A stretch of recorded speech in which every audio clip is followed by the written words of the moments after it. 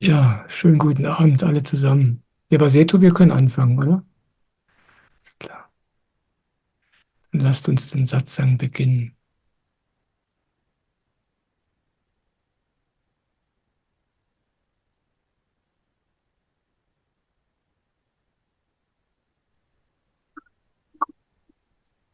Ja, Baseto, wir können anfangen. Hallo, schönen Abend. Ich freue mich, dass du da bist. Für diejenigen von euch, die heute zum ersten Mal hier im Satzang mit dabei sind, sage ich wie jedes Mal zwei Sätze dazu, was wir hier überhaupt miteinander machen. Ich bin hier, um meine Erfahrungen auf meinem Weg mit meinem Meister, mit meinem Guru, mit meinem Leben zu teilen. Und wenn du eine Frage hast, dann kannst du mir die gerne stellen. Du kannst sie entweder in den Chat in der YouTube-Übertragung oder in der Zoom-Übertragung schreiben. Dann wird Simone deine Frage vorlesen und ich werde dazu etwas sagen. Du kannst aber auch direkt im Zoom mit mir sprechen und wenn du das tun möchtest, dann kannst du einfach ein Handzeichen in Zoom geben und wenn du dann dran bist, wird Simone dein Audio freischalten, sodass du dann sprechen kannst. Ja, und das machen wir jetzt einfach 1,5 Stunden lang. Und für mich ist es jedes Mal wieder erstaunlich, was in diesen Satsangs passiert, in diesem Miteinander. Das bin nicht nur ich. Ich mache ja gar nichts, genauso wenig wie du. Aber wenn Menschen zusammenkommen mit dem gleichen Ziel, dieses sich auf das Innere ausrichten, auf das Unbekannte, wenn Menschen, die auf diesem Weg sind, selbst wenn sie überhaupt nicht wissen, was sie tun, wenn die zusammenkommen, dann geschieht was Magisches. Und das ist immer wieder erstaunlich und immer wieder wunderschön.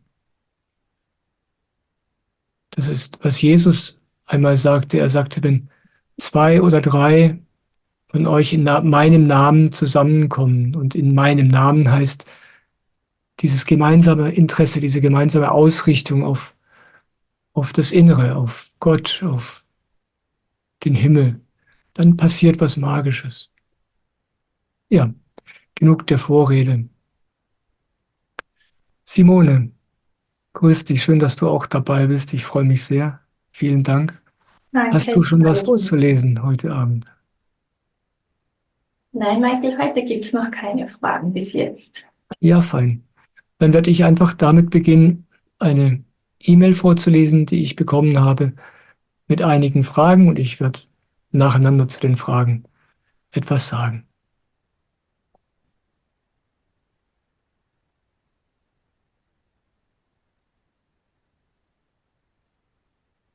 Dein Meister und dein Guru, kommen die beide aus Indien?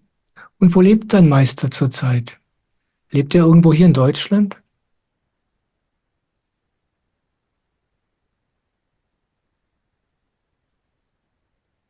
Mein Guru, Swamiji, das ist ein Inder und der lebt in Indien.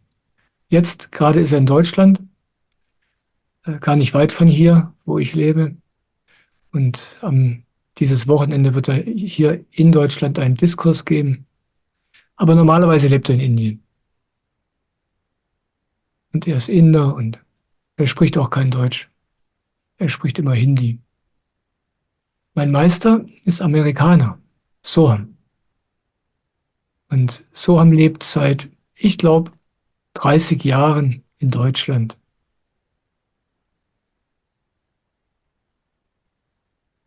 Ja, und so habe ich ihn auch kennengelernt, hier in Deutschland.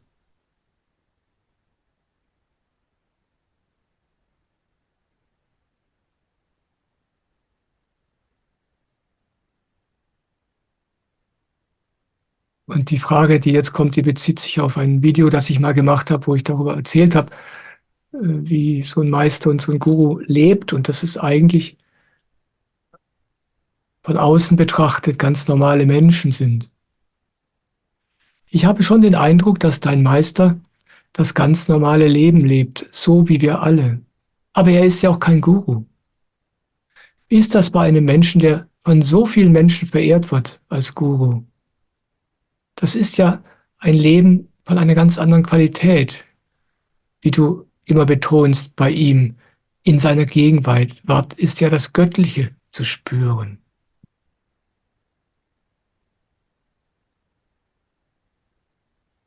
Ja, mein Meister ist kein Guru. Aber beide, wenn man ihnen begegnet, sind ganz normale Menschen, von außen betrachtet. Ja, von Swamiji, von diesem großen Guru, kann man auf Facebook ständig Fotos sehen und wo er gerade rumreist und was er gerade macht. Und wenn du diese Bilder anschaust, dann ist es im Grunde ein ganz normaler Mensch. Und wenn man seine Autobiografie liest, dann beschreibt er einerseits seine langen Reisen allein tief ins Himalaya. Und diese Berichte sind sehr berührend und sehr spirituell. Aber dann beschreibt er auch ganz ausführlich die langen Zeiten, in denen er nicht im Himalaya ist, sondern zu Hause, bei seiner Frau, bei seinen Kindern. Und wie er dort Menschen begegnet und mit ihnen spricht und was er da so macht im Alltag. Und da merkt man, dass es ein ganz normaler Mensch ist, von außen betrachtet. Aber das, was durch ihn strömt, ist unsichtbar, aber spürbar. Und wie spürbar das ist, das hängt nur von dir ab, von deiner Offenheit, von deiner Reife. Und mit Reife meine ich das überhaupt nicht qualitativ. Es heißt nicht, dass jemand, der das nicht gut spüren kann, ein schlechterer Mensch sei, aber es gibt da einfach Unterschiede. Und du fragst, wie die das machen, wenn so viele Menschen sie verehren. Wenn so viele Menschen ihre Aufmerksamkeit auf einem haben, dann ist es sehr, sehr schwierig. Und Swamiji sagt immer, wir sollen nicht auf ihn schauen als Mensch, nicht auf seinen Körper. Er sagt, wenn wir das tun, dann ist es für ihn eine Last und für uns auch nicht gut. Er gibt uns immer wieder den Rat, auf das unsere Aufmerksamkeit zu richten, was durch ihn hindurchströmt, auf diese Energie. Er drückt das so aus, wir sollen auf seinen Energiekörper schauen, auf seinen feinstofflichen Körper, nicht auf das, was wir mit dem Auge sehen. Und dann ist es für ihn keine Last. Und wir, da wir die Aufmerksamkeit auf dem haben, worum es in Wirklichkeit geht, auf seiner Energie, auf diesem Energiekörper, dann können wir das auch empfangen.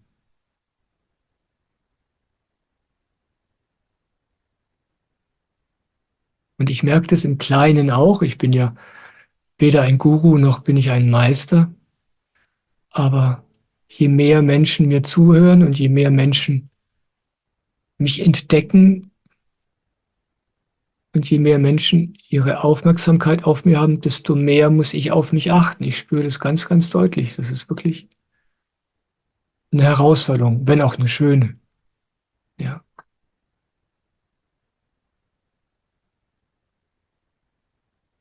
Und ich habe noch eine Anmerkung zu Jesus, schreibt sie hier weiter in ihrem Brief.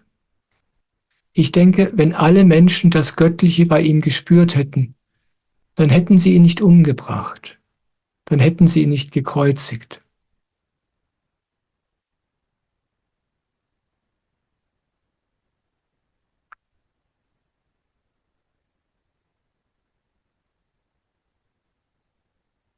Der, der einzige Unterschied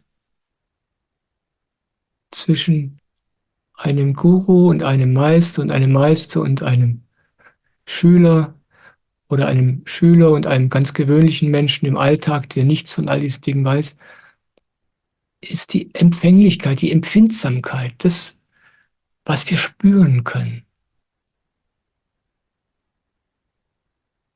Und natürlich stimmt es, was du schreibst, wenn sie empfindsam genug gewesen wären, um diese Gottesenergie von Jesus wahrzunehmen und zu spüren, dann hätten sie natürlich nicht gekreuzigt. Dann hätten sie aber auch viele andere Dinge nicht getan.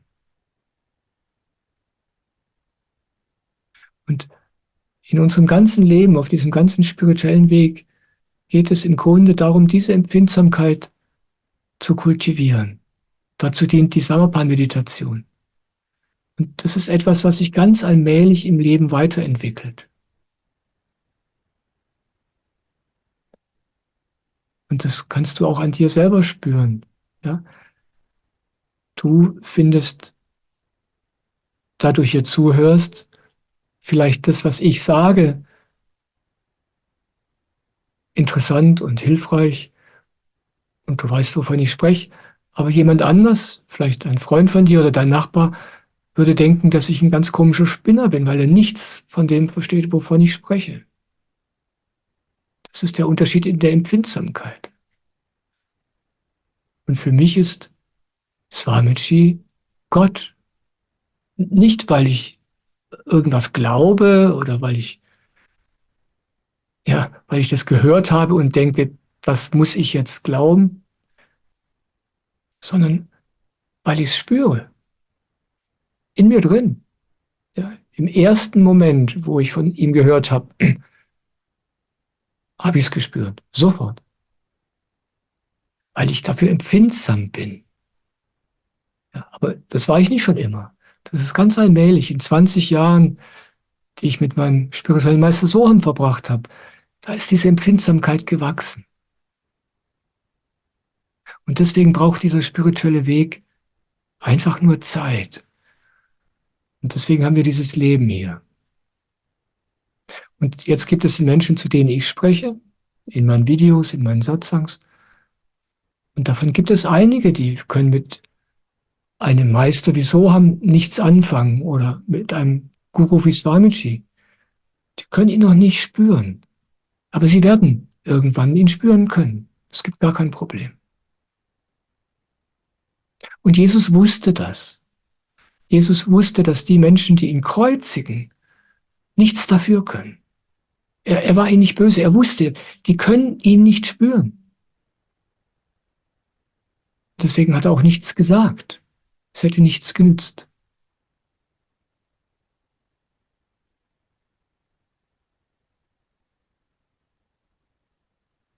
Aber die Liebe blieb nicht im Tod. Sie hat den Tod besiegt, die Auferstehung.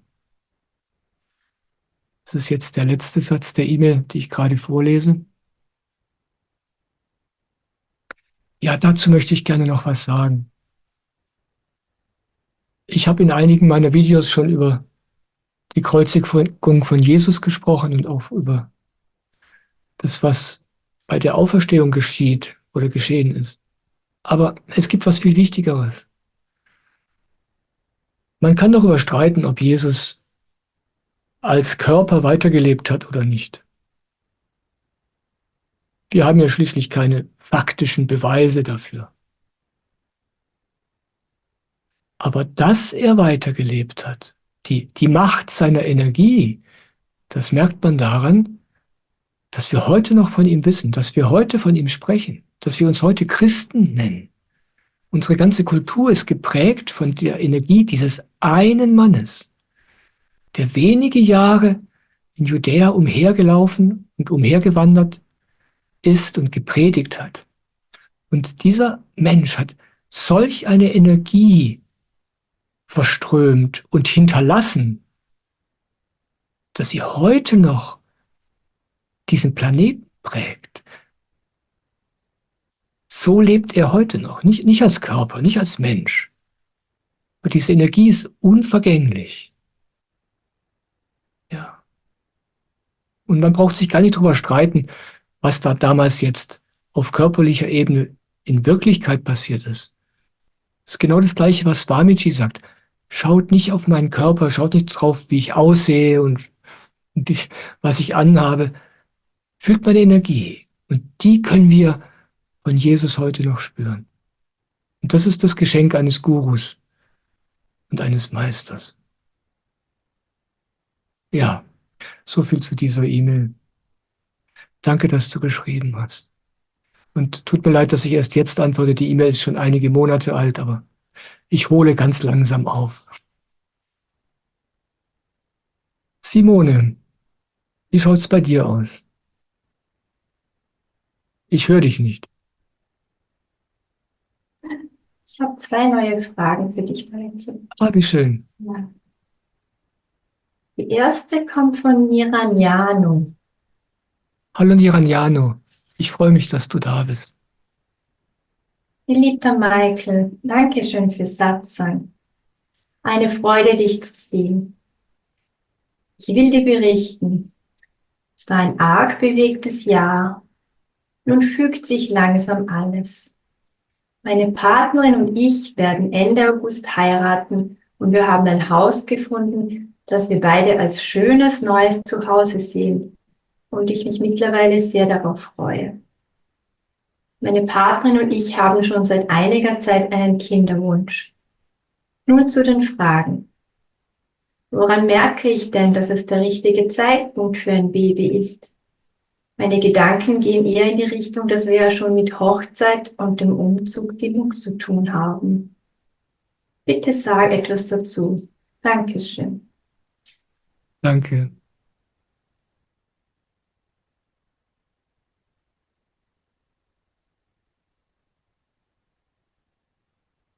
Ein Kinderwunsch ist was ganz Großes. Das verändert das gesamte Leben, wenn du ein Kind in die Welt bringst. Eine Hochzeit ist ein einmaliges, kurzes Ereignis. Keine große Sache. Wirklich. Es stresst dich vielleicht im Kopf ein bisschen, aber das ist schnell vorbei.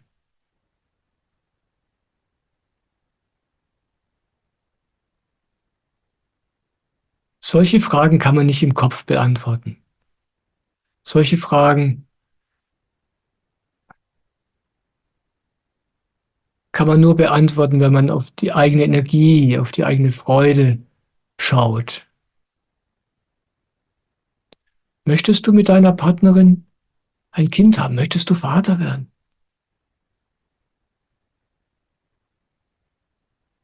Vergiss die ganzen praktischen Fragen, ja? Denk nicht an die Hochzeit und an solche Kleinigkeiten. Möchtest du Vater werden? Mit dieser Frau? Und wenn du dazu Ja sagst, dann ergeben sich die Kleinigkeiten von selbst.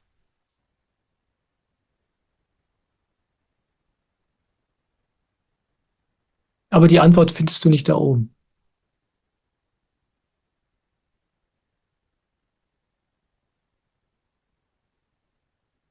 Wir Menschen neigen dazu, uns über die banalen, einfachen Dinge unglaubliche Gedanken zu machen, wie zum Beispiel so eine Hochzeitsparty. Und über die großen Dinge, die uns wirklich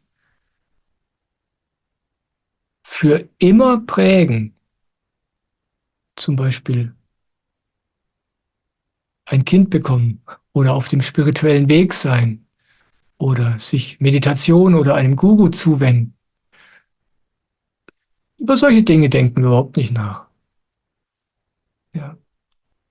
Aber die banalen Fragen des Lebens, die erledigen sich im Grunde alle von selbst.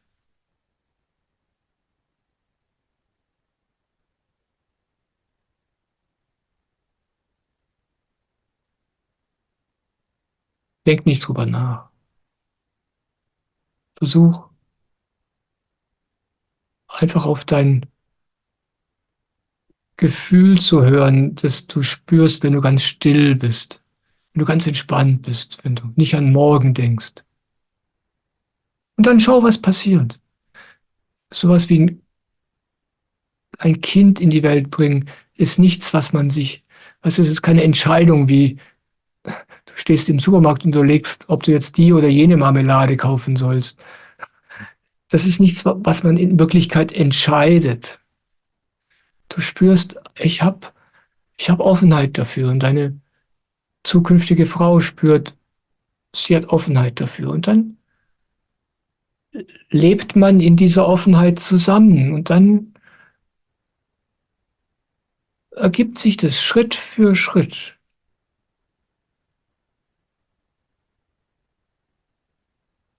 Plötzlich merkst du, wie ihr überhaupt nicht mehr daran denkt, zu verhüten, zum Beispiel.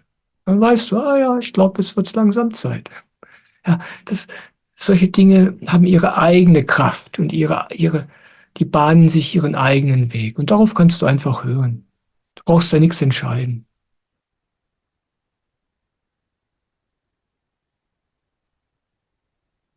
Ja, danke für die Frage. Aber da waren noch mehr, oder, Simone?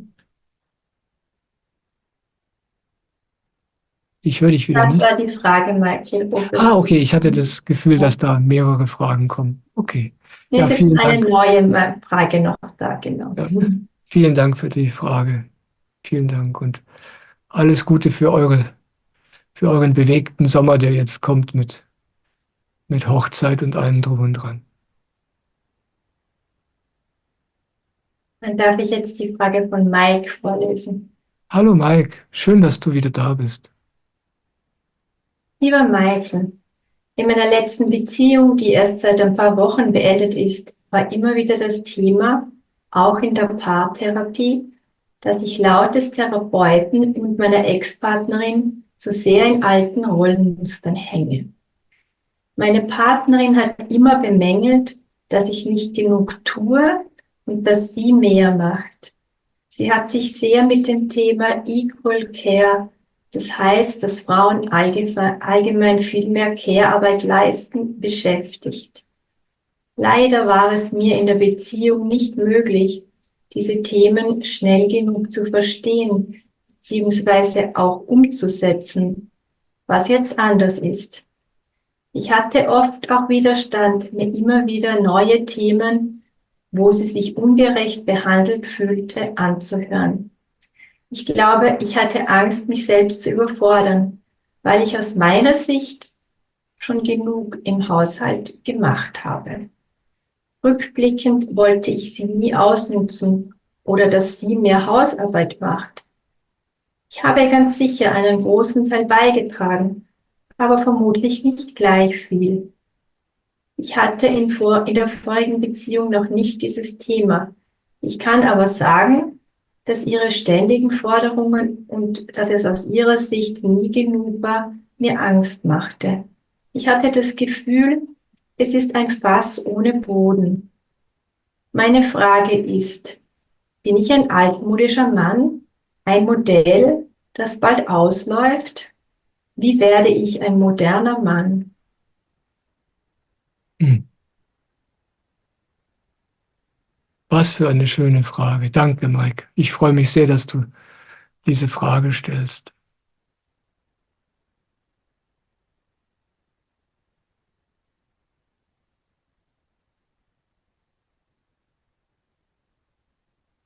Ich möchte auf zwei verschiedenen Ebenen dazu etwas sagen. Das eine ist das ganz Praktische.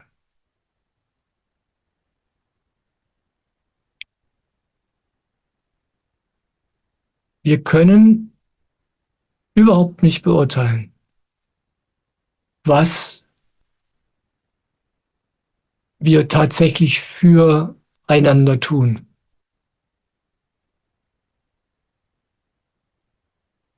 Ich habe da einiges an Erfahrung gesammelt in diesem Leben, in Beziehungen. Ich hatte Beziehungen, ich war immer am anderen Ende. Ich war immer nicht an dem Ende, wo du bist, sondern am anderen Ende. Ich hatte oft das Gefühl früher, ich tue mehr als meine Partnerin im Haushalt. Und das stimmte wahrscheinlich auch. Ich bin groß geworden in einer Familie mit einer Mutter, die mir ganz früh schon beigebracht hat, dass es selbstverständlich ist, dass man da mithilft. Ich kann kochen, ich kann Sachen flicken, ich kann nähen, mir macht Aufräumen Spaß, ich spüle gern ab, ich staubsauge gern. Eigentlich ein Traum, ja, ja, für eine Frau. Und ich habe dann automatisch irgendwie erwartet, dass meine Partnerin das Gleiche tut. Es war aber nicht so. Einfach weil meine Partnerin eben keine Kopie von mir ist, sondern ganz anders.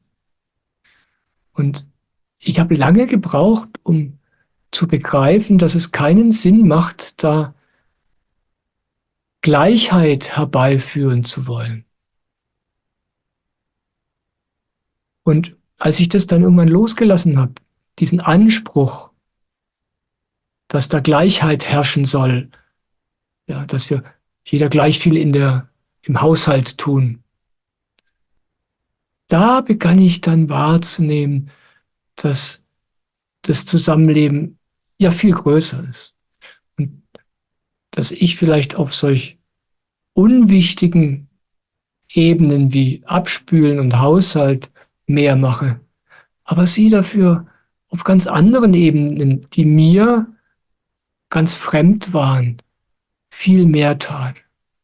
Ja, auf einer emotionalen Ebene, auf einer energetischen Ebene. Sie hat irgendwie ein Zuhause geschaffen.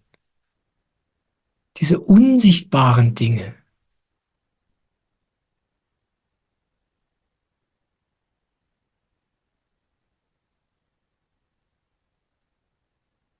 Und heute mache ich das so. Ich achte heute überhaupt nicht mehr darauf, ob da irgendeine Art von Gleichgewicht herrscht. Denn wenn man anfängt darauf zu achten, dann ist es genau wie du sagst. Es ist ein Fass ohne Boden. Es ist völlig absurd. Ja. Für mich ist es heute so, dass man so keine Beziehung führen kann. Ich mache heute was anderes. Ich achte einfach nur auf das, was ich gerade tun möchte. Wenn ich in die Küche komme und da ist das komplette Chaos, ich aber möchte, dass da kein Chaos herrscht, dann muss ich mich nur eine Sache fragen. Möchte ich gerade aufräumen oder nicht? Ja, das ist die einzige Frage, die ich mir zu stellen habe. Und dann tue ich das, wofür ich Energie habe und ich Lust habe. Und hier in dem Haus, in dem ich lebe, mache ich mehr Arbeit in der Küche. Und ich staubsauge auch mehr als meine Frau. Aber sie macht ganz andere Sachen, von denen ich überhaupt keine Ahnung habe. Und anstatt da jetzt aufzurechnen, habe ich lieber Freude an den Dingen, die ich tue, und ich liebe sie einfach. Ja, ich habe Freude an den Dingen, die sie tut, und ich habe Freude an den Dingen, die ich tue. Und wenn es Sachen gibt, die nicht erledigt werden, dann werden sie halt nicht erledigt. Das sind alles Dinge, die sich von selbst arrangieren, wenn man nichts vom anderen verlangt oder erwartet. Das ist meine praktische Erfahrung in vielen, vielen Jahren Beziehungen, in denen ich darauf achte und das erforsche. Ich könnte heute gar keine Beziehung mehr mit jemandem führen, der beginnt, solche Dinge aufrechnen zu wollen, weil ich weiß, dass das gar nicht geht. Mir würde es genauso gehen wie dir. Ich würde mich einfach total unter Druck fühlen. So kann man nicht zusammenleben.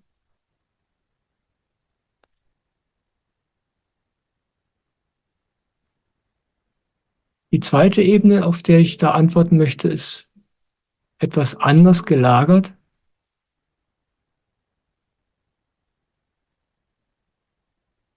Das hat eher was mit dem Grundsätzlichen, mit dem Menschlichen zu tun.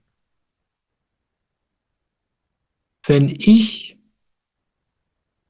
höre, dass jemand mit mir unzufrieden ist, ganz gleich, wie vernünftig der Einwand klingt,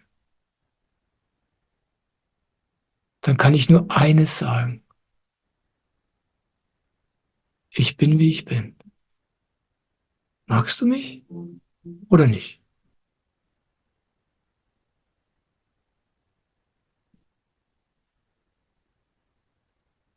Dann erledigen sich diese ganzen Streitereien wegen diesen Banalitäten ganz von selbst.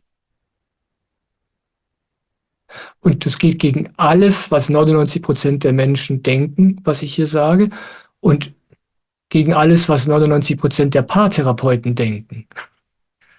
Das weiß ich schon. Aber dennoch, meine Erfahrung ist, die einzige Basis, die es gibt, miteinander zu leben, ist, sich so zu lieben, wie man ist, gegenseitig. Und dann, wenn das da ist, wenn die Bereitschaft da ist, nichts voneinander zu erwarten, dann geht's einfach. Aber wenn die Bereitschaft nicht da ist, und das hast du in deiner letzten Beziehung offensichtlich erlebt, dann kannst du machen, was du willst. Es ist nie genug. Es ist einfach nie genug.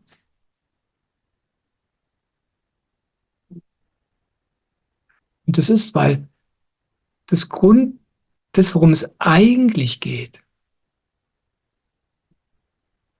ist diese Haltung, die ein Mensch hat, dieses Ich weiß, wie du sein solltest, anstatt dich einfach so zu lieben, wie du bist.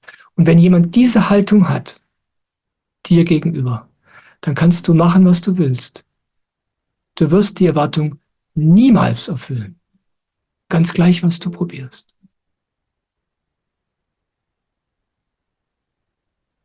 Ich drücke mich da ein bisschen vorsichtig und vornehm aus, aber ich möchte an dieser Stelle gerne meinen Meister Soham zitieren. Der hat nämlich genau über diesen Punkt auch ausführlich gesprochen, weil das, was du hier ansprichst, etwas ist, was ganz, ganz viele Paare erleben. Und er hat es überhaupt nicht vorsichtig ausgedrückt. Er hat gesagt, wenn jemand zu ihm sagt, dass er anders sein soll, dann sagt er, nimm mich, wie ich bin. Oder verschwinde. Was machst du hier?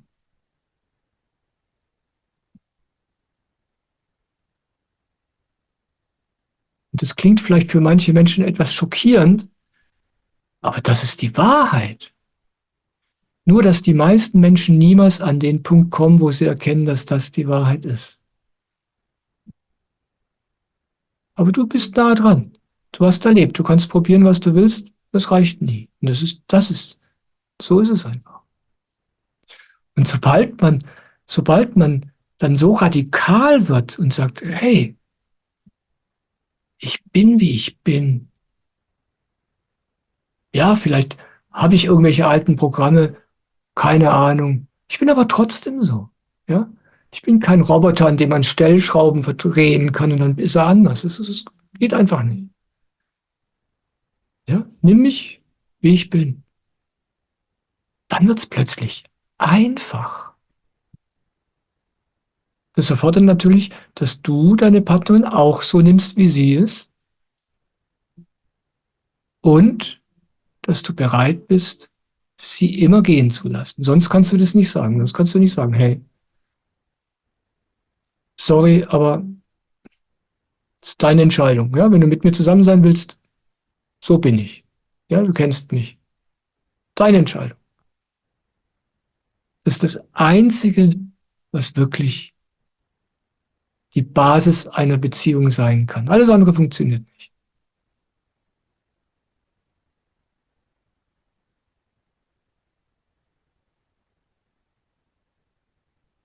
Was du feststellst, und an den Punkt kommen viele Menschen, nachdem sie es lang genug probiert haben, irgendwann stellst du fest, ich, ich kann nicht anders sein.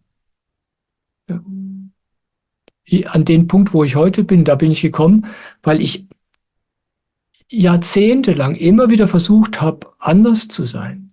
Ja? Das ist schon mal in einem Video erzählt. Vor der Ehe, die ich jetzt habe, war ich schon 3-mal verheiratet und ich hatte einige sehr lange Beziehungen. Und ich habe immer versucht, so zu sein, wie andere oder ich glaubten, was ich sein sollte, genau wie du. Gerade für Männer ist es völlig normal, dass sie sich ändern sollen. Ich habe es wirklich aufrichtig probiert, jahrzehntelang. Was habe ich alles probiert? Und was muss ich feststellen? Ganz gleich, wie gut ich mich anstrenge, ich bin, wie ich bin. Und seit ich begonnen habe, den Mut zu haben, dank meines Meisters Soham, mich so zu akzeptieren, wie ich bin und mich zu weigern, solche Forderungen von anderen Menschen ernst zu nehmen. Seitdem geht alles einfacher. Keine Streitereien mehr. Einfach nur noch gegenseitiges Wertschätzen und freuen, dass der andere da ist.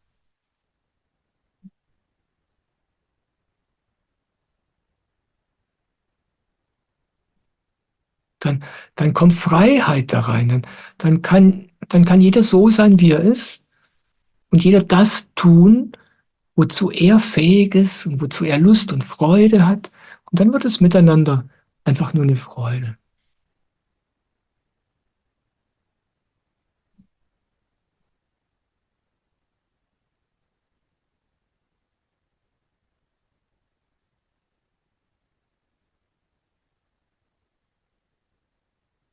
Also mein Rat an dich wäre, lass dich nicht verunsichern von der Meinung anderer Leute über dich.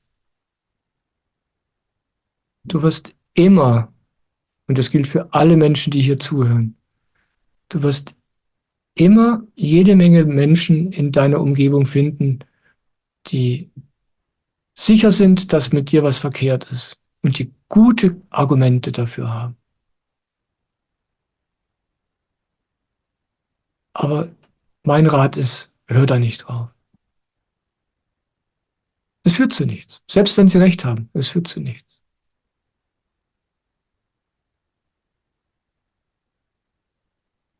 Stattdessen bleib wie du bist und meditiere. Ja, danke, Mike. Ich freue mich, dass du da bist.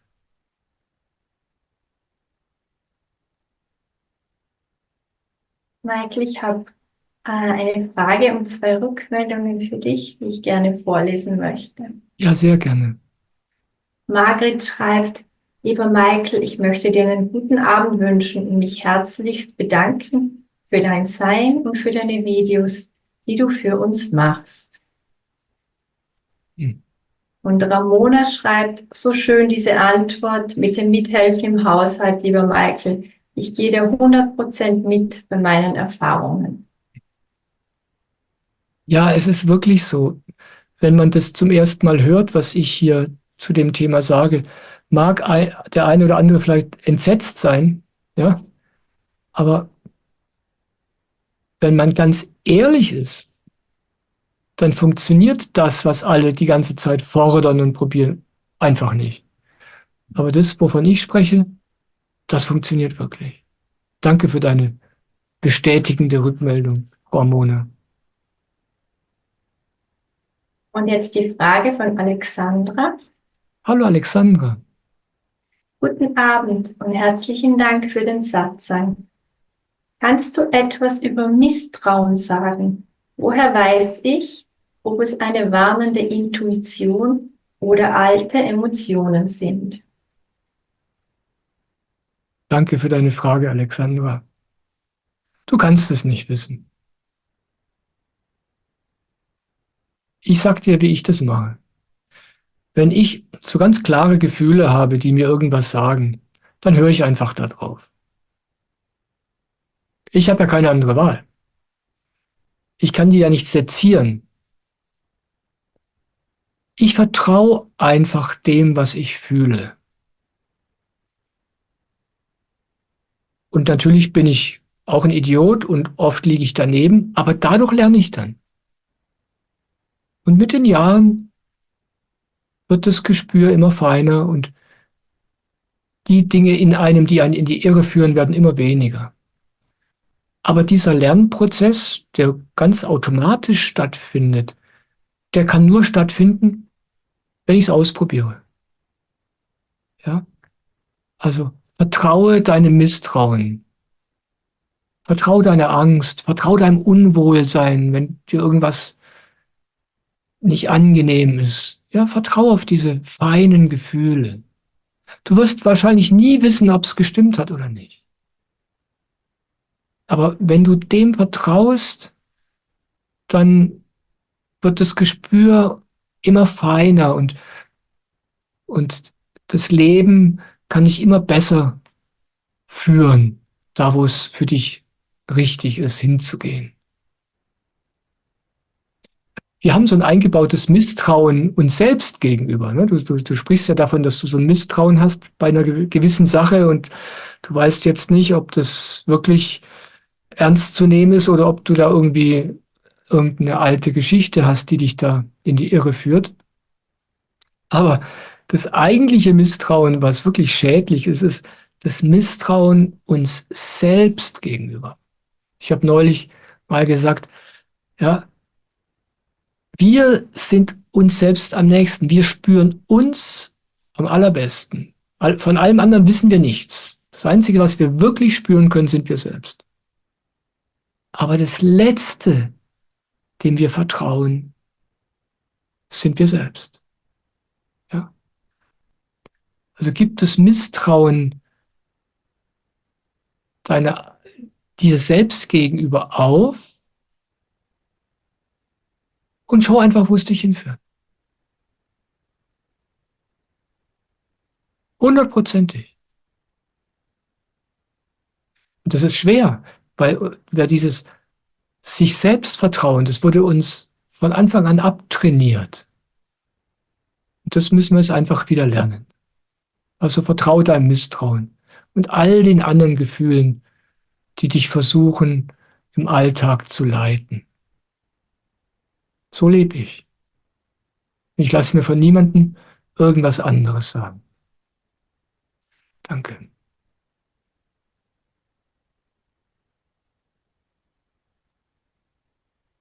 Ja, Mike hat sich nochmal gemeldet und Ja, er schreibt, danke, vielen Dank.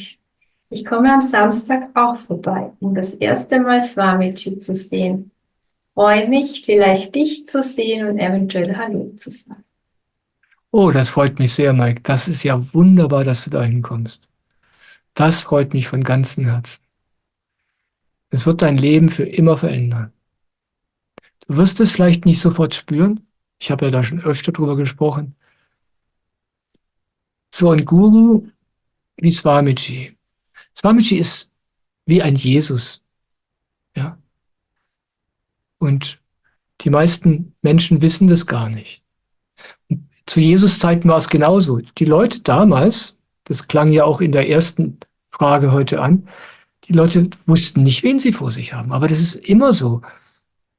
Wenn der, wenn der Jesus da ist, erkennt ihn keiner.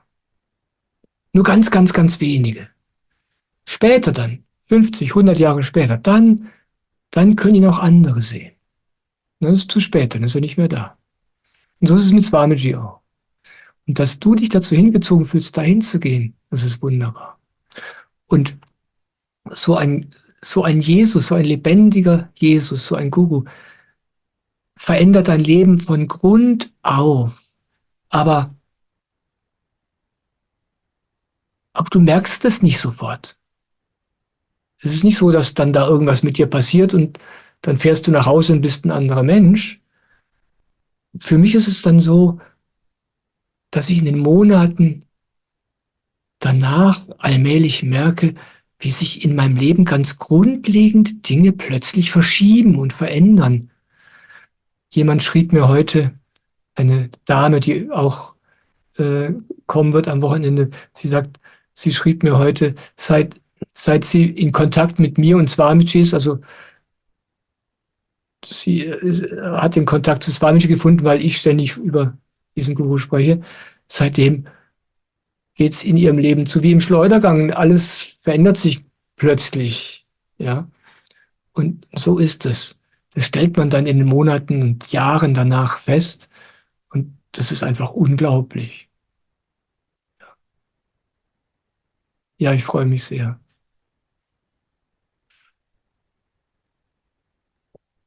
Sonst sind momentan keine weiteren Fragen, Michael. Danke, Simone.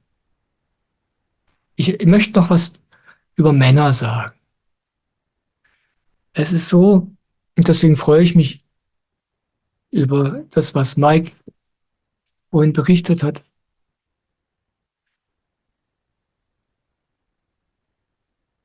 Vor einigen Jahrzehnten gab es eine Zeit, in der die Frauen begannen, für ihre Rechte einzustehen. Ja, die Frauenbewegung, die Frauenbefreiung. Davor, es war absurd, wie Frauen behandelt worden waren und wie wenig Rechte sie im Vergleich zu Männern hatten. Also was damals gang und gäbe war, noch vor 50 Jahren, davon macht man sich heute gar keinen Begriff mehr, obwohl es gar nicht so lange her ist. Und damals gab es eine Zeit, da sind die Frauen wirklich auf die Barrikaden gegangen. Und das hat sich dann geändert. Und den Frauen wurde bewusst, dass sie so sein dürfen, wie sie sind. Die haben sich das erkämpft. Meine Mutter war eine von denen. Deswegen habe ich das so hautnah mitbekommen. Aber was noch nicht passiert ist, ist, dass die Männer das Gleiche entdecken. Die, die Frauen litten damals natürlich unter der Bevormundung durch die Männer, aber die Männer haben das nicht aus einer Position der Stärke gemacht, sondern der unendlichen Schwäche. Ja, die Männer waren früher ganz schwach, kannten sich nicht, hatten Angst vor der Stärke und der Macht der Frauen, der Macht, die die Frauen über den Mann haben. Und deswegen haben die Männer die Frauen unterdrückt. Und irgendwann fingen sie an, dagegen zu rebellieren. Und das ist gut so. Die Männer sind aber immer noch schwach. Die haben sich noch nicht gefunden.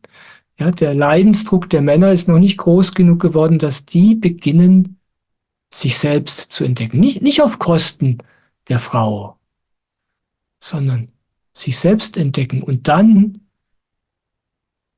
die eigene natürliche Stärke entdecken. Ja? Jemand unterdrückt einen anderen Menschen nur aus abgrundtiefer Schwäche, aus Angst.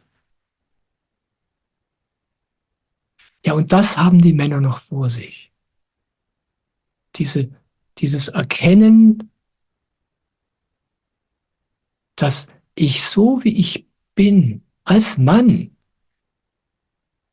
so sein darf. Und das ist für Männer unendlich schwierig.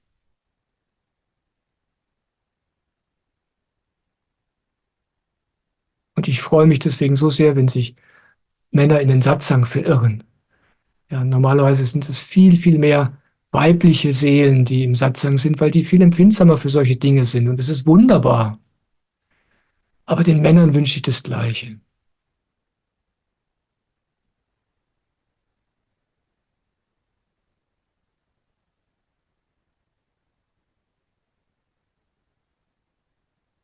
Ja, so viel zu diesem Thema. Simone, soll ich bei mir noch eine E-Mail vorlesen oder hast du inzwischen etwas an deinem Ende? Nein, du kannst gerne noch ein E-Mail bitte Alles vorlesen. klar. Sehr, sehr gerne.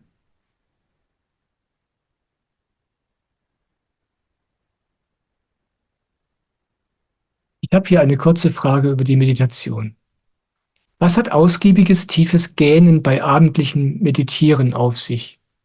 Was ist da deine Meinung? Das ist eine tolle Frage.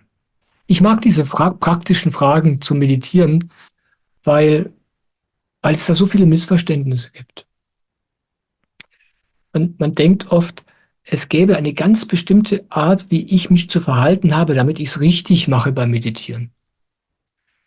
Aber das ist Quatsch. Bei der Samatha-Meditation geht es nicht darum. Man muss keinen bestimmten Zustand erreichen, Und man muss auch sich nicht auf eine bestimmte Weise fühlen hinterher. Swamiji sagt immer wieder, diese Meditation kann man nicht falsch machen. Aber das glaubt unser Kopf nicht. Deswegen rede ich da so gern drüber. Aber jetzt mal konkret zu dieser Frage. Wenn man gähnt, ist es ein Zeichen von Entspannung. Und das ist ganz normal. Wenn man meditiert, dann beginnt was ganz tief drinnen zu entspannen. Vielleicht zum ersten Mal an diesem Tag. Und dann zu gähnen ist das Natürlichste von der Welt. Ich habe sogar erlebt, immer wieder, zahllose Male, dass Menschen jetzt nicht beim Meditieren, aber im Satsang einschlafen. Nicht nur gähnen, sondern richtig wegratzen. Tief und fest und schnarchen, dass der ganze Satsangraum bebt. Und alle anderen Leute mussten lachen. Das habe ich zahllose Mal erlebt, nicht in meinen Satsangs, sondern in denen von Soham. Und das ist ganz natürlich, weil diese meditative Energie und auch die Energie von einem Meister und einem Guru sind so entspannend, die bringen so einen Frieden ins Gemüt. Und wenn man dann erschöpft ist, dann schläft man einfach ein. Ist übrigens kein schlechtes Zeichen, ein richtig gutes Zeichen. Es ist ein Zeichen dafür, dass du vertraust wie so ein Kind. Ja. Und Soham hat sich auch nie geärgert. Er war einfach immer nur berührt davon. Und wenn ich mich recht entsinne, dann ist es einem beim letzten Swamiji-Diskurs in Deutschland auch passiert und der hat so laut geschnarcht, dass ich es im Freien sogar hören konnte. Ist also nichts Schlimmes. Soll ich weitermachen, Simone?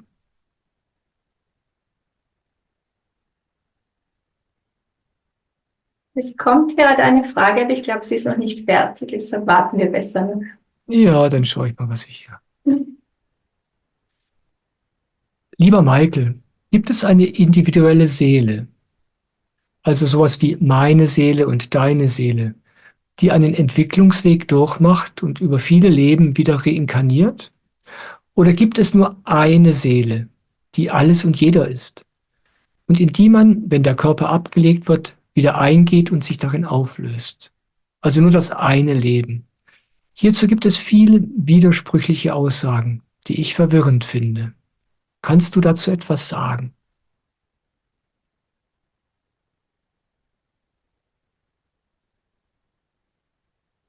Ich mag es ganz praktisch. Mich interessieren eigentlich nur Dinge, die ich selber wahrnehmen kann und die mich jetzt, da wo ich jetzt gerade bin, führen.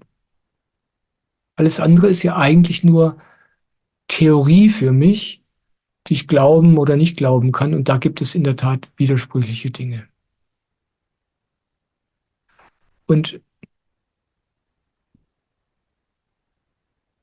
vor diesem Hintergrund muss man diese Frage beantworten.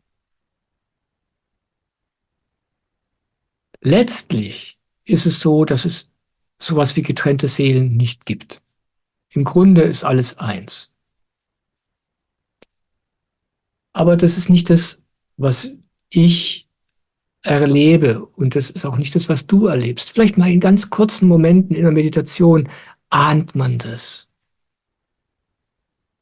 Aber ganz praktisch ist es so, dass wir Seelen sind.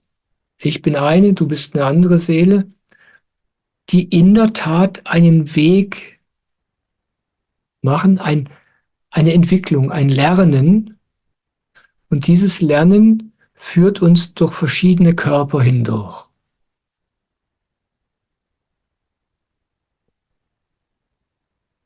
Und irgendwann, wenn wir auf diesem Weg zu Ende gegangen sind, dann entdecken wir, dann erleben wir, dann wird es für uns zur ganz normalen Realität, dass es da nur eines gibt.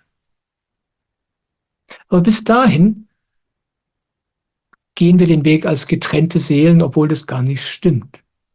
Aber ganz praktisch gesehen ist es für uns so und deswegen brauchen wir in dieser Zeit, wo wir das noch nicht anders erleben als Seele, Ratschläge für diese Phase des Lebens. Das ist ähnlich wie, weißt du, du stellst die Frage, gibt es dann Seelen, individuelle, oder gibt es nur die eine große Seele, Atma, Paramatma, Gott? Dein Nachbar, der lacht dich vielleicht aus, wenn du überhaupt das Wort Seele in den Mund nimmst. Der weiß darüber nichts. Der ist davon überzeugt, dass er dieser Körper ist, und wenn dieser Körper stirbt, dann ist er weg. Und so ein Mensch braucht Ratschläge auf der körperlichen Ebene. Alles andere ist für diesen Menschen nicht hilfreich.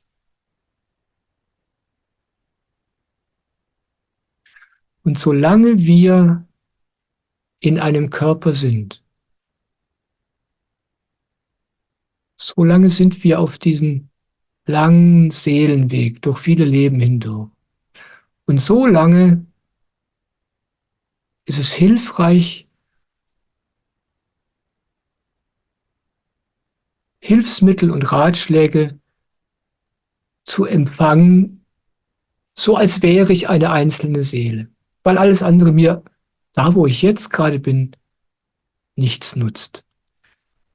Das meine ich mit pragmatisch, praktisch sehen. Wie gesagt, die Wahrheit ist eine andere, aber die ist im Moment irrelevant. Ja? Das ist das, was ich hier zu entdecken habe. Das werde ich auch irgendwann entdecken. Und du auch. Und bis dahin bin ich eine Seele, die meditiert. Ich bin eine Seele, die Gott, der einen großen Seele, immer näher kommt. Ich würde es ganz praktisch sehen. Ich würde überhaupt gar keine Zeit damit verschwenden, mich zu fragen, was da die ultimative Wahrheit ist. Du empfindest dich, sonst würdest du diese Frage nicht stellen, als getrennte Seele. Dann lebe da, wo du jetzt bist. Jetzt. Das ist das Allereinfachste. So lernen wir am schnellsten. So ist es am einfachsten, am entspanntesten, und so macht es am meisten Freude. Ja, danke für diese schöne Frage.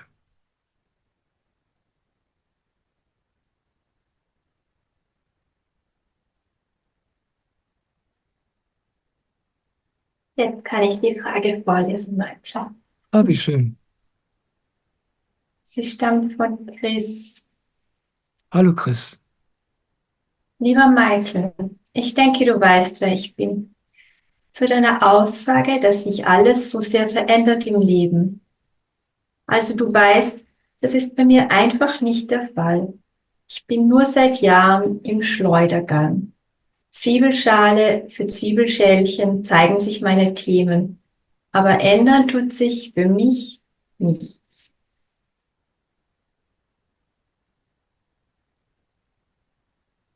Danke. Ja, ich weiß. Ich weiß, dass es sich so anfühlt. Und ich möchte gerne präzisieren, was ich über mich gesagt habe. Für mich ändert sich auch nichts. Meine Themen sind immer noch die gleichen, wie vor 30 Jahren. Deswegen habe ich vorhin zu Mike gesagt, ja, nimm dich an, wie du bist. Die meisten Menschen wissen es nicht und die meisten Paartherapeuten auch nicht, aber wir ändern uns nicht. Was sich ändert, ist, dass wir in Frieden damit kommen, wie wir sind. Immer mehr, immer mehr.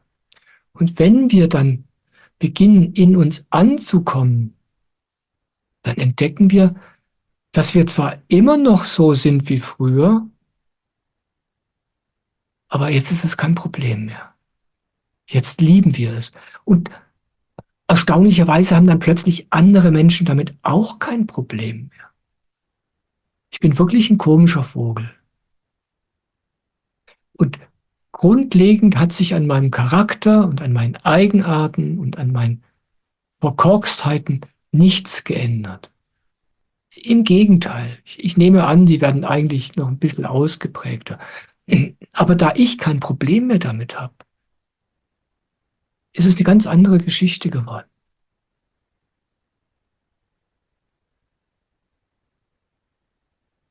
Das ist das eine, was ich dazu sagen kann.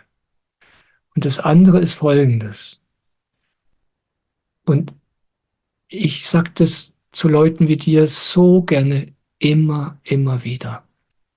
Weil das eine ist, was dir keiner sagt. Sei geduldig mit dir. Das ist das Allerwichtigste.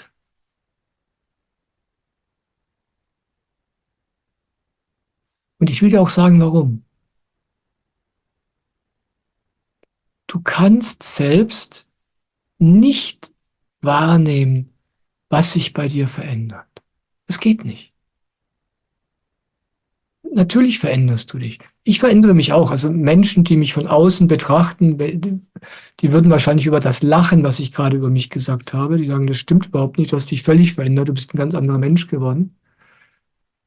Mag schon sein, davon weiß ich aber nichts, weil ich mich von innen erlebe. Und da bin ich der gleiche seltsame Idiot wie vor 30, 40 oder 50 Jahren. Und so geht's dir auch. Wir können es von innen nicht sehen, wie wir uns verändern. Was du sagst, höre ich von vielen Leuten. Ich kenne eine Dame, die mir seit Jahren immer wieder das Gleiche sagt, genau das, was du auch sagst. Und ich kenne sie seit, weiß nicht, seit 10 oder 15 Jahren, ich habe es vergessen. Und sie wird immer schöner, immer lebendiger, immer kindlicher, immer fröhlicher.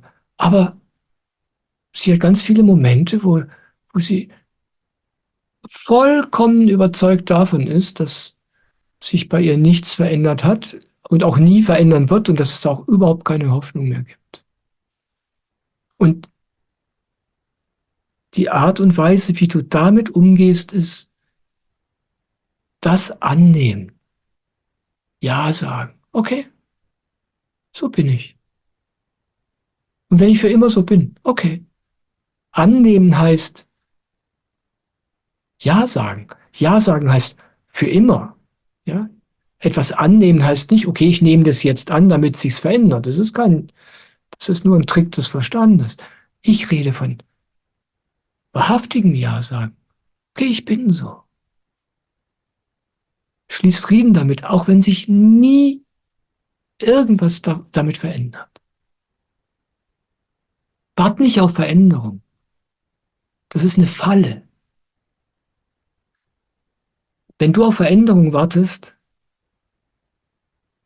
wirst du sie nie sehen.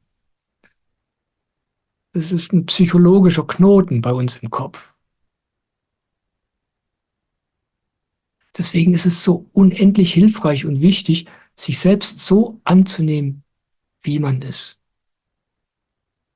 Auch im spirituellen Bereich, auch im psychologischen Bereich.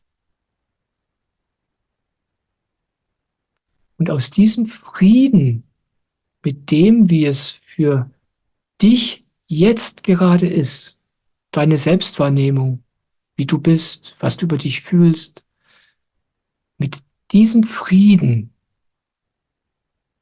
da verändert sich was.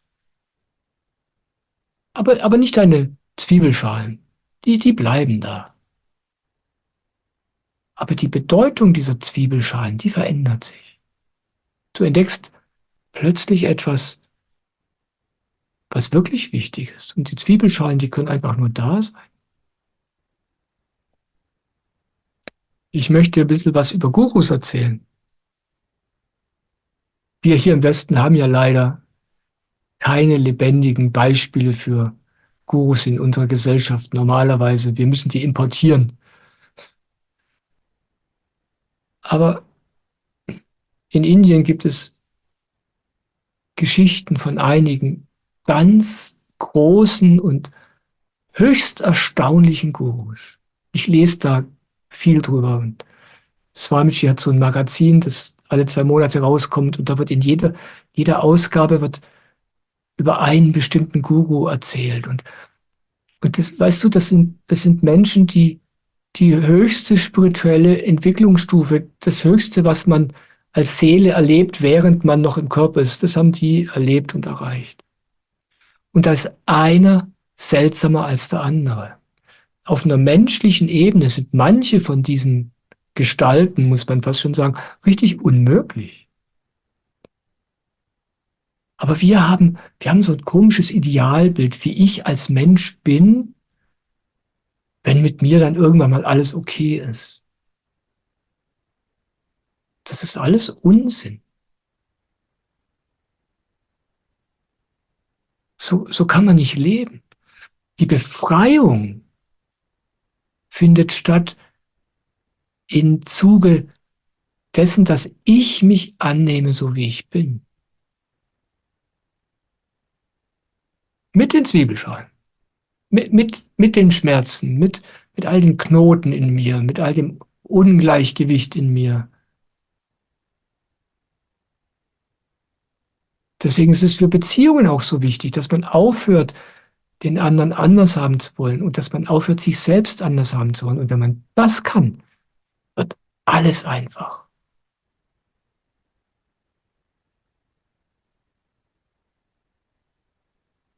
Wir haben so ein Idealbild im Kopf von uns selbst, wie wir sein würden, wenn wir gesundet wären, wie unser Partner wäre, wenn er endlich okay wäre und so weiter. Das ist alles Unsinn. Das ist nicht hilfreich. Das Einzige, was hilfreich ist, ist, sich selbst zu lieben, wie man ist jetzt. Auch wenn es dir unmöglich erscheint.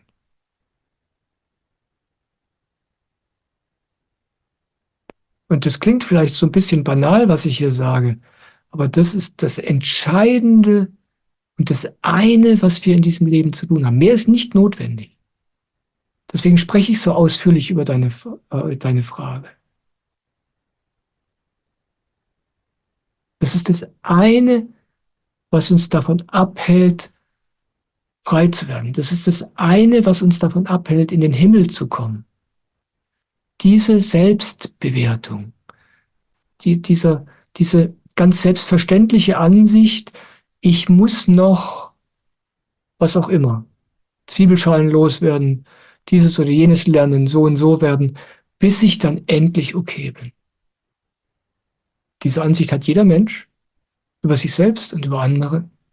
Und das ist das eine, was uns vom vollkommenen Glücklichsein, vom Himmel und von Gott fernhält. Steht sogar in der Bibel. Ja? Die Geschichte von Adam und Eva. Die Menschheit wurde aus dem Paradies geworfen, nicht durch Gott, nicht weil sie was falsch gemacht haben, sondern, und das steht in der Bibel so schön drin, in dieser ersten Geschichte in der Bibel,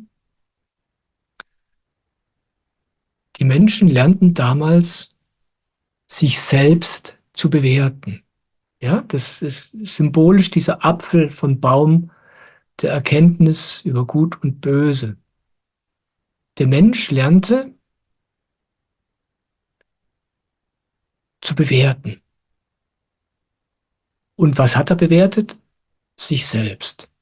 Adam, so steht es in dieser uralten Parabel, Adam blickte an sich herab und merkte, mit ihm stimmt was nicht. Er ist nackt. Und dann hat er sich vor Gott versteckt. Das war die Trennung von Gott. Das war die Trennung von sich selbst. Das war die Trennung vom Glück, vom Paradies. Davor war alles okay. Und dann wurden die Menschen immer hochentwickelter, immer dieser Wahrnehmungsapparat wurde immer fähiger und plötzlich konnten wir uns selbst bewerten. Und damit waren in der Hölle. Und das ist das, was wir heute noch machen. Das ist das, was du beschreibst. Und der gesamte spirituelle Weg ist der Rückweg hin zu einem Punkt, wo wir uns nicht mehr bewerten. Das klingt so banal, aber das ist ein bisschen Arbeit. Dazu müssen wir all unsere Bewertungen, all unsere Gedanken lernen zu ignorieren. Und wenn wir das lernen, dann erkennen wir allmählich immer mehr die Wahrheit über uns selbst, über die Welt, über Gott. Und dann sind wir wieder im Paradies. Es gibt keinen Gott, der uns aus dem Paradies rausgeworfen hat, und es gibt auch keinen Gott, der an der Himmelspforte steht und uns davon abhält, wieder reinzugehen, weil wir noch nicht okay sind. Das machen wir alles selber. So wie du, was du da beschreibst, über das, wie du dich fühlst mit dir selbst. Da tut sich nichts, aber da sollte sich was tun. Und ich bin so, wie ich bin, kann ich nicht glücklich sein. Es geht einfach nicht. Das ist unsere Hölle. Und wir übersehen, wie grundlegend das ist, was wir da tun. Das ist das, was wir Menschen seit Zehntausenden von Jahren tun. Deswegen sind wir in der Hölle. Nur deswegen. Und deswegen lohnt es sich so sehr, das zu versuchen, mit sich selbst Frieden zu schließen, zu lernen, sich selbst zu lieben, obwohl es am Anfang völlig absurd erscheint. Was? Ich soll mich so lieben? Nachdem du 40, 50 Jahre lang hörst, dass du dich ändern musst von deinem Partner, von deiner Mutter, von deinem Vater, von allen anderen, aber hauptsächlich von deinem eigenen Kopf. Ja, aber ich sag dir, das ist das eine, mehr gibt's nicht zu tun. Und deswegen rede ich in allen Videos immer wieder darüber. Nimm dich an, wie du bist. Warte nicht auf Veränderung. Nimm dich an, wie du jetzt bist. Für immer. Du wirst nicht für immer so bleiben, aber nimm dich an. Bedingungslos. Für immer. So wie du heute bist. Und morgen machst du das Gleiche morgen. So wie du morgen bist. Danke.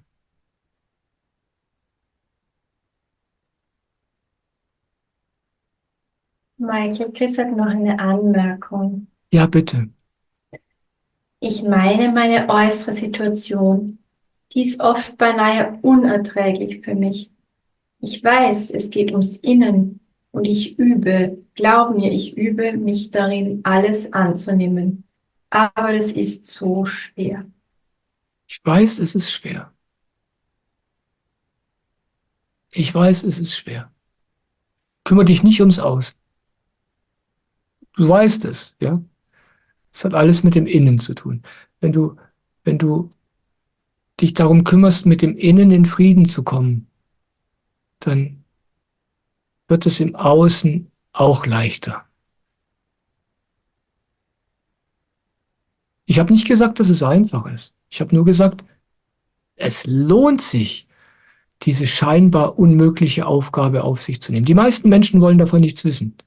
Es ist schwer. In Wirklichkeit ist es überhaupt nicht schwer, es ist ganz leicht. Aber es fühlt sich unendlich schwer an. Wir wollen davor weglaufen, wir wollen damit eigentlich nichts zu tun haben. Aber es lohnt sich. Und deswegen sage ich auch immer wieder, du brauchst einfach nur Geduld. Schau, ich sprach gerade davon, wo das herkommt. Ja, diese Misere, die du spürst, ja, diese Hoffnungslosigkeit, die da aus dir spricht. Diese Misere begann beim Anbeginn der Menschheit. Das ist das, was das Menschsein ausmachte. diese Fähigkeit, sich selbst wahrzunehmen und damit automatisch auch sich selbst zu bewerten. Und jetzt lernen wir ganz allmählich, nach Zehntausenden von Jahren, uns selbst wahrzunehmen, ohne zu bewerten. Das ist eine gigantische Aufgabe. Wir fühlen uns wie Versager, weil wir denken, das ist doch banal, das müsste doch eigentlich jeder kennen und jeder können. Ja, warum kann ich das noch nicht? Was du da schulterst, ist das Erbe der Menschheit. Das ist die Last der Menschheit. Das ist keine Kleinigkeit. Wie gesagt, es ist möglich. Es geht in Wirklichkeit ganz leicht. Wir müssen uns nur immer wieder zu diesem Ja durchringen. Dann wird's leicht. Deswegen möchte ich dazu immer wieder Mut machen. Weil ich weiß genau, wovon du sprichst. Ja? Es fühlt sich unendlich schwer an. Und dann kommt einer wie ich oder irgendein Meister, irgendein Guru und sagt dazu Ja. Ja?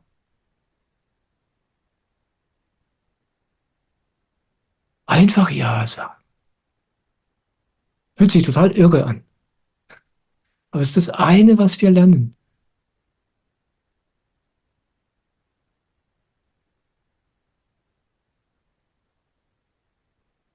Und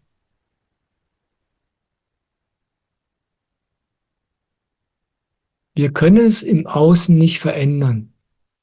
Ja? Die, Das, was dich im Außen plagt, ich weiß nicht genau, was es ist, aber das, was dich im Außen plagt, ist im Prinzip einfach nur eine Einladung an dich, dort das Ja-Sagen zu üben, weil es dort leichter ist als da drin. Aber wenn du da draußen Ja sagst, dann kannst du da drin auch Ja sagen.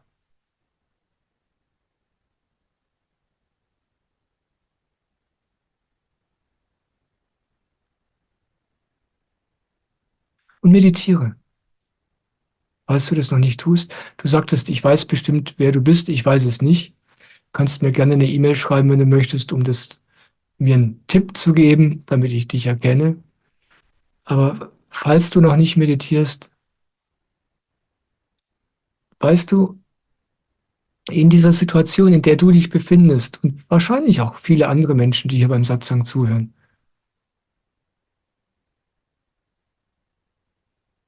man fühlt sich so allein, ausweglos und hoffnungslos. Man denkt, wo soll denn hier Hilfe herkommen? Wie soll denn das gehen? Ich kann es nicht. Und es stimmt, du kannst es wirklich nicht. Und deswegen ist Satsang hilfreich, weil du da manchmal ein Gefühl dafür bekommst, dass du getragen wirst. Dass es alles von selbst geschehen kann. Du kannst es zwar überhaupt nicht erklären, wie das möglich sein soll, aber es geschieht wirklich alles von selbst. Wenn du einfach nur hier bleibst, wo du gerade bist.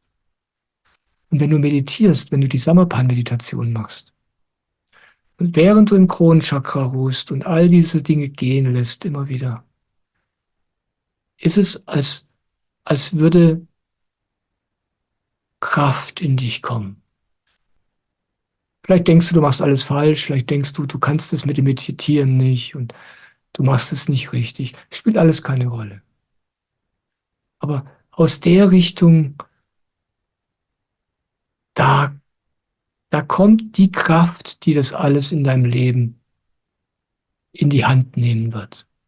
Von da kommt die Kraft auch jetzt schon. Ohne die könntest du nicht einen Atemzug machen. Aber wenn du, deswegen ist diese Meditation so wundersam, wenn du das im Meditieren übst, einfach mit der Aufmerksamkeit dort zu ruhen, an diesem Ruhepol, an diesem Stillepunkt, dann ist es, als würdest du so eine Druckbetankung bekommen. Deine Seele wird genährt. Und dann ganz allmählich verschwindet die Hoffnungslosigkeit und Es kommt eine Kraft, eine innere Kraft in dich rein. Und das Äußere hat sich nicht verändert. Du hast vielleicht immer noch die gleichen Probleme wie jetzt und du bist auch innerlich noch genauso verkorkst wie jetzt, genau wie ich auch. Aber es ist kein Problem mehr. Es wird es ist immer weniger ein Problem. Man wird innerlich kräftiger und nach einer Weile kann man über diese äußeren Probleme eigentlich nur lachen, weil man kein Problem damit mehr hat.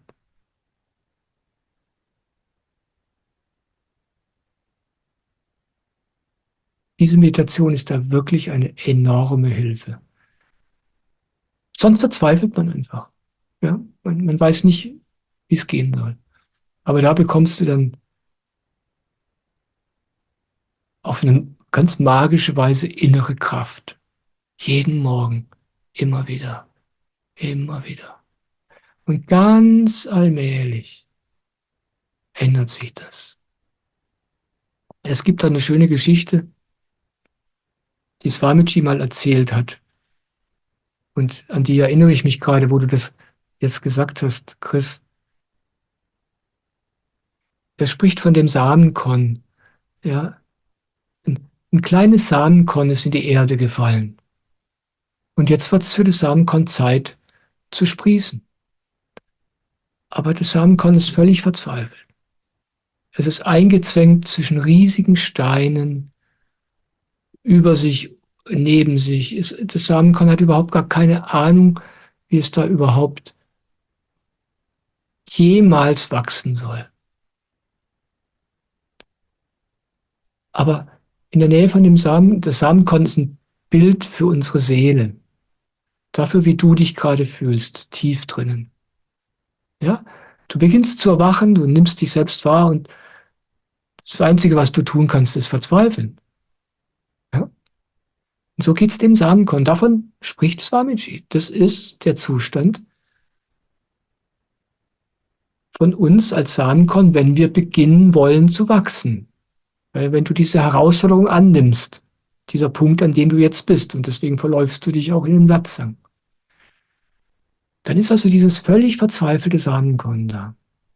Aber in der Nähe von dem Samenkorn wächst ein riesiger Baum.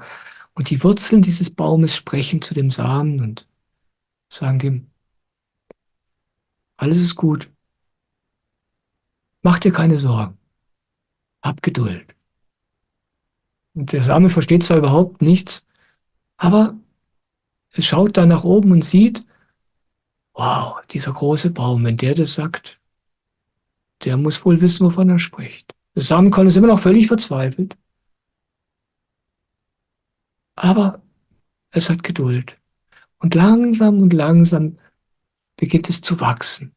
Winziges Pflänzchen. Die Steine sind immer noch alle da, aber dieses winzige Pflänzchen fängt an, so zwischen den Steinen ganz allmählich durchzuwachsen.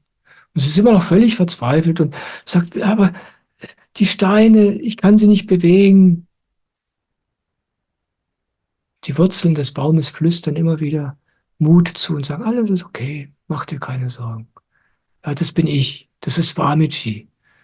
Ja, der Mut, den du von mir kriegst, ist nicht meiner. Ich tue gar nichts. Ich bin auch nicht viel besser als du, weißt du? Aber ich kenne Swamiji und ich lebe in seinem Vertrauen, in seiner Gewissheit. Und die kann ich dir ein bisschen weitergeben, sodass du Geduld hast und Zuversicht. Das ist zwar alles schwierig und alles hoffnungslos, aber okay, irgendwas an dem, was ich da höre, stimmt. Ich bleibe jetzt einfach mal da, wo ich bin. Und so wächst der Same weiter, ganz allmählich. Und das Pflänzchen schlängelt sich, die Steine verändern sich nicht, die Schwierigkeiten im Leben verändern sich nicht, aber ganz allmählich wächst das Pflänzchen höher, kommt ans Licht, wird ein kleines, winziges Bäumchen. Die Steine sind immer noch da, haben sich nicht verändert. Große Brocken. Der, das Bäumchen wird zum Baum und wird immer größer. Hat die Steine längst vergessen. Die Steine sind immer noch da. Nichts hat sich verändert. Aber der Baum ist immer größer und immer kräftiger geworden. Und das sind wir als Seele. Du bist im Moment dieser kleine Samen. Deine Seele hatte nie Gelegenheit zu wachsen. Aber wenn du beginnst zu meditieren, immer wieder, wenn du Verbindung zu einem großen Baum suchst, wie Swamiji, oder wenn du das nicht kannst, zu Soham, oder wenn du das nicht kannst, zu einem kleinen Baum wie mir, dann bekommst du die Zuversicht, die du brauchst, um einfach da zu bleiben, wo du jetzt bist. Und dann meditierst du weiter. Und dein Inneres, das, was du in Wirklichkeit bist, diese Seele in dir drin, die wird dadurch genährt und ganz allmählich kräftiger. Die Seele weiß davon nichts, ja, aber die wird immer größer und immer größer. Und ich verspreche dir, es dauert nicht lang. Und wenn du dich dann an die Schwierigkeiten erinnerst, die dich heute zur Verzweiflung bringen, wirst du lachen und lächeln und denken, wow, irgendwas hat sich wirklich verändert. So funktioniert das. Es funktioniert nicht dadurch, dass wir da draußen die Steine kleiner machen. Es funktioniert dadurch, dass wir unser Inneres wachsen lassen. Und wir werden einfach so groß, dass das Leben uns nicht mehr ängstigt. Überhaupt nicht mehr. Ja, ich danke dir.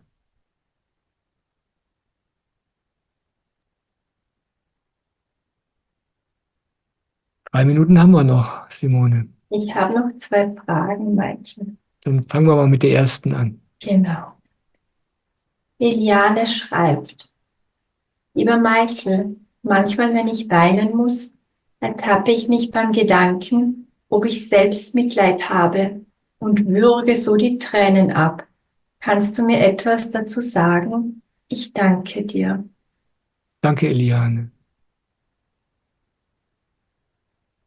Ich bin richtig gut im Selbstmitleid.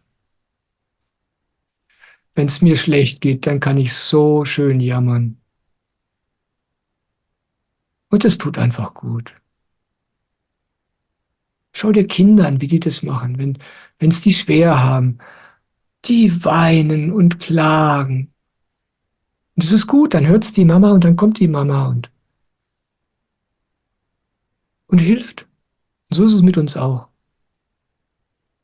Wenn wir es uns gestatten können, zu weinen und zu jammern und unseren Schmerz zu fühlen, das ist echt sehr, sehr hilfreich. Und das hört dann das Leben und eilt uns zur Hilfe. Aber wenn wir das alles abwürgen und denken, ich bin stark, ich kann das alles selber, dann sagt das Leben, okay, ich lasse dich in Ruhe, mach's ruhig selbst.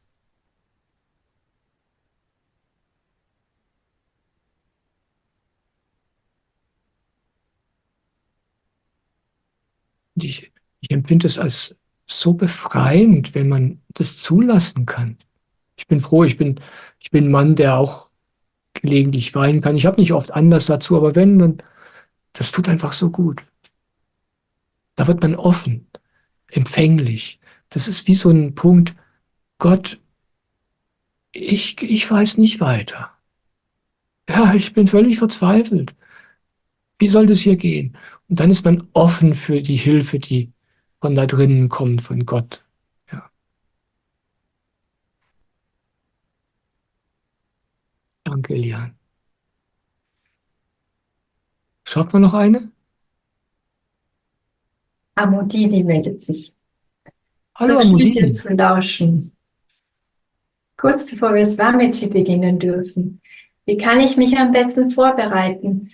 Nach 5 Jahren ist mein Mann auch wieder dabei. Was wohl passiert? Vor 5 Jahren ist er vorzeitig abgereist, getriggert von manchen Begegnungen. Vielleicht kann ich diese Sehnsucht, Swamiji mit ihm zu teilen, loslassen. Hast du einen Impuls für mich? Ach, danke, Amodini. Ich danke dir. Was für eine schöne Frage als letzte Frage in diesem Satzang, bevor ich morgen zu Swamiji reise und da die Technik aufbaue. Ich weiß noch gar nicht, wie ich hinkomme. Meine Fahrgelegenheit hat abgesagt. Aber irgendwie werde ich schon hinkommen. Da habe ich keinen Zweifel dran. Ja, wie kannst du dich darauf vorbereiten? Hab keinerlei Erwartungen an nichts und niemand. Nicht daran, dass dein Mann offen ist für Swamiji, das ist überhaupt nicht deine Angelegenheit. Aber auch keine Erwartungen an dich, keine Erwartungen an den Guru. Ja, lass die Erwartungen los. Alle.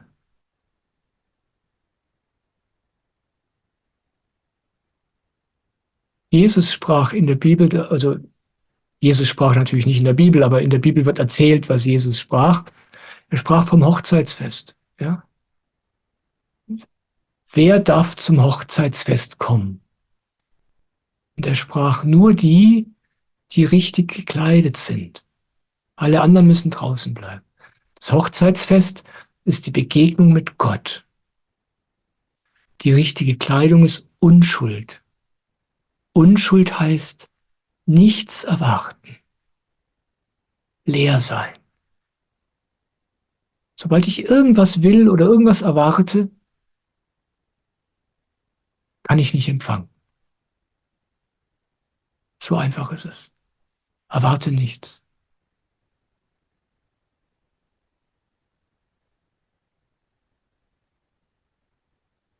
Danke für diese Frage und ich danke euch allen und dir, dass du hier dabei bist. Danke für diesen schönen Satz.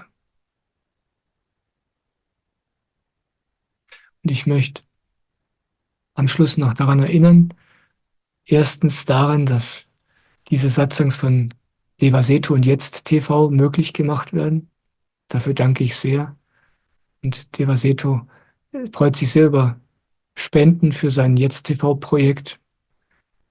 Er macht unglaubliche Arbeit da. Und wenn dir danach ist, ihn zu unterstützen, findest du auf seiner Website die nötigen Informationen dazu. Im spirituellen Bereich ist es ja oft so, dass die Leute glauben, alles ist umsonst und nichts kostet Geld, aber das stimmt natürlich nicht. Das kostet alles Geld und es kostet viel, viel Zeit. Ich habe neulich gesagt in einem Satz, alles wahrhaftig Spirituelle ist freiwillig und kostenlos. Und das stimmt. Alles auf dem spirituellen Weg ist freiwillig, es liegt nur an dir und kostenlos. Aber ganz praktisch, ja, muss es irgendwie funktionieren. Jesus brauchte was zu essen und er braucht den Esel, auf dem er reiten kann. Devaseto braucht einen Computer und Zeit und ich brauche auch einen Computer und Zeit und was zu essen. Und deswegen bitte ich auch um finanzielle Unterstützung, wenn dir danach ist. Auf meiner Website, auf der Spendeseite findest du Informationen dazu, wie es geht. Ich freue mich sehr. Und ich drücke das immer so aus, unterstütze mich, wenn es dir Freude macht. Ja, das ist die richtige Art zu unterstützen. Wenn es dir Freude macht, aus reiner Freude. Alles ist kostenlos, alles ist freiwillig und Unterstützung ist willkommen. So, genug darüber und wir müssen jetzt aufhören. Wir haben schon 4 Minuten überzogen heute. Tut mir leid, Devaseto. Danke, dass ihr da seid. Ich freue mich aufs Wochenende mit Swamiji. Nächsten Montag mache ich wieder ein Video nach vielen Wochen des Aufholens und Aufarbeitens und Ausruhens.